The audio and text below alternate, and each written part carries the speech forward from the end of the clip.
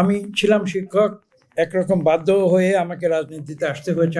তো প্রথম যখন আমি গ্রামে যাই, রাজনীতির কারণে, গ্রামে সবসময় গিয়েছি, ছোটবেলা থেকেই গিয়েছি, রাজনীতির কারণে যাই। মিটিং, প্রথম যে সভাটি আয়োজন করা হয়েছিল, সেখানকার বিএনপির নেতৃবৃন্দ সেটার আয়োজন করেছিলেন। তো আমার বক্তৃতায় আমি অনেকটা বোকার মতো একটা কথা বলে ফেলেছিলাম। এক পর্যায়ে বিভিন্ন আলোচনার মাধ্যমে এক পর্যায়ে বলেছিলাম যে আমার নির্বাচনী এলাকায় প্রায় 4 লক্ষ লোক রয়েছে, তো সেখানে যদি একজন লোক সৎ থাকে আর বাকি 3,99,999 জন লোক যদি অসৎ হয়, তাহলে কিন্তু আমি একজনের দিকেই থাকব। তো কথাটি কিন্তু খুব কঠিন এবং এক অর্থে গণতন্ত্র বিরোধী, কিন্তু আমাকে এটা বলতে হয়েছে কারণ আমার নিজের কিছু বিশ্বাস আছে। মিটিং শেষ হবার সঙ্গে সঙ্গে আমার সেখানকার বিএনপির নেতৃত্বে যারা ছিলেন তারা আমাকে বললেন যে মঈন খান সাহেব, আপনি তো ইউনিভার্সিটি থেকে আসছেন এখানে, কিছু বোঝেন না, নির্বাচনের তো 12টা বাজাই দিচ্ছে। তো আমি তখন উত্তর দিয়েছিলাম যে আমি নির্বাচন করতে আসি নাই, আমাকে বাধ্য করা হয়েছে, এখানে একটা দায়িত্ব দিয়ে পাঠানো হয়েছে, আমি সেই দায়িত্বটি পালন করতে এসেছি এবং আমি যে কথাটি বলেছি আমি বিশ্বাস করি এটা আমাকে প্রদত্ত দায়িত্বের একটি অংশ, সেই কারণে আমি কথাটি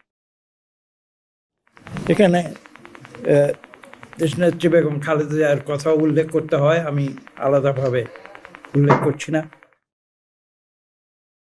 বিষয়টি কিন্তু আসলে সেই জায়গায় আজকে যত আলোচনা হয়েছে তার মূলে কিন্তু এই একটি বিষয়। সমস্যাটি হচ্ছে আজকে কি, পথ বাণিজ্যের কথা এসেছে, মনোনয়ন বাণিজ্যের কথা এখানে আপনারা বলেছেন, এখানে খোলামেলা আলোচনা। এখন তো আর 5ই অগস্ট পূর্ববর্তী অবস্থা নেই, আমরা মনের কথা খুলে বলি। আমার বিরুদ্ধে আপনারা কথা বলেন, সেটাই তো জবাবদিহিতা। এই প্রবন্ধে কিন্তু জবাবদিহি দেওয়ার কথাও আছে। তো এখন সেই জবাবদিহিতার কথায় আরেকটি কথা আমি আপনাদের উল্লেখ করতে চাই।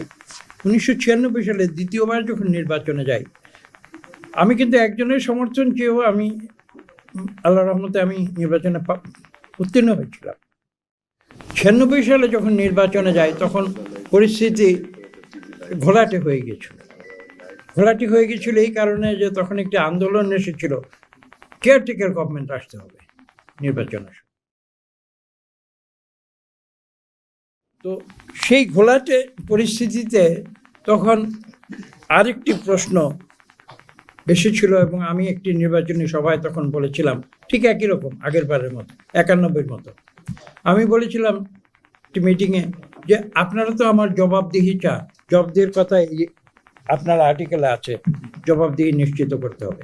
আমি বলেছিলাম যে আমার ভোটাররা তো, আমি প্রার্থী, আমার জবাবদিহি চান আপনারা, কিন্তু আমি কিন্তু শক্ত ভাষায় বলছি আমিও প্রার্থী হিসেবে কিন্তু ভোটারদের জবাবদিহি চাই। আমাকে তখন আমার নেতৃবৃন্দরা আবার ঠিক একইভাবে প্রশ্ন করেন, আপনি কি উল্টাপাল্টা কথা বলছেন? আমি উল্টাপাল্টা কথাই বলবো, কারণ আমার ভোটাররা যদি 5,000 টাকা, 1,000 টাকা বা 500 টাকার নোট পেয়ে অন্য জায়গায় ভোট দেয়, আমি কিন্তু তার জবাবদিহি নিয়ে প্রশ্ন তুলি।